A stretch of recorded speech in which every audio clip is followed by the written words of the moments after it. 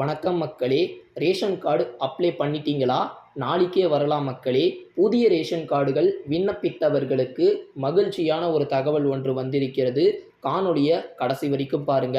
இப்போ தான் நம்மளுடைய சேனலுக்கு ஃபர்ஸ்ட் டைம் வந்திருந்தீங்கன்னா அரசு சார்ந்த திட்டங்களை தினம் தினம் அறிந்து கொள்ள நம்முடைய சேனலை சப்ஸ்கிரைப் பண்ணி வச்சுக்கோங்க.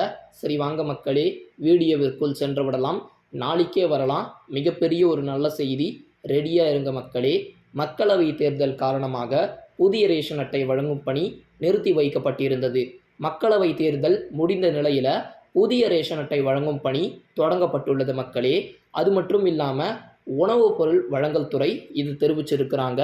அதாவது என்னன்னா, இன்று முதல் தினமும் புதிய ரேஷன் அட்டைகள் வழங்கப்படுமா, புதிய ரேஷன் கார்டுகள் எப்போது வரும் அப்படின்ற மக்கள் ஒரு கேள்வியை அடிக்கடி முன் வச்சுக்கிட்டு இருக்காங்க.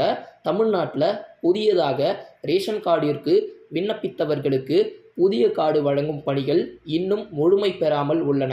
சுமார் 7 மாதங்களுக்கு முன்பு விண்ணப்பித்த பலருக்கும் இன்னமுமே ரேஷன் கார்டு கிடைக்காத நிலைமை ஏற்படுகிறது அப்படின்ற மாதிரியும் சொல்லப்படுகிறது.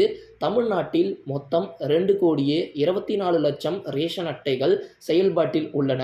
தற்போது புதியதாக 2 லட்சத்திற்கும் அதிகமானோர் புதிய ரேஷன் அட்டைகள் கேட்டு விண்ணப்பம் செய்திருக்கிறாங்க. இது தொடர்பாக பல்வேறு ஆய்வுகள் நடத்தப்பட்டு வந்த நிலையில் சுமார் 80,000 பேருக்கு மட்டுமே ரேஷன் கார்டுகள் வழங்கப்பட்டுள்ளது.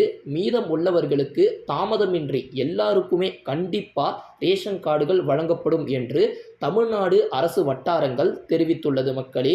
புதிய ரேஷன் கார்டுகள் அடுத்த மாதம் முடிவதற்குள் வழங்கப்படும் என்று தமிழ்நாடு அரசு வட்டாரங்கள் தகவல் வெளியிட்டிருக்கிறாங்க. அதை தான் செய்தியிலேயே சொல்லியிருக்கிறாங்க.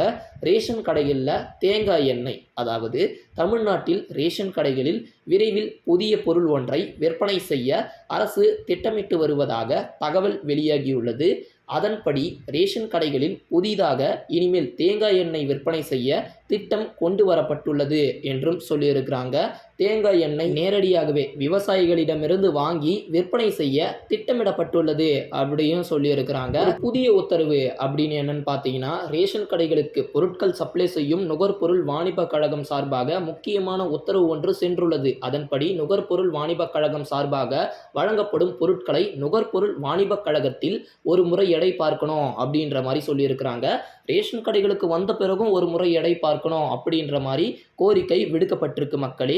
நுகர்பொருள் வாணிப கழகத்தில் பொருட்கள் எடை குறைவதாக வைக்கப்படும் புகார்கள் காரணமாக இந்த ஒரு உத்தரவு வைக்கப்பட்டிருக்கு. இப்போ 2 இடத்துல எடை பார்க்கும்போது ரேஷன் கடையில் பொருட்கள் எடை ஏமாற்றம் இருக்காது. இதனால் பொதுமக்கள் மகிழ்ச்சியாக இருப்பாங்க அப்படின்றது தான் மக்களே இந்த செய்தியுடைய உள்நோக்கம்.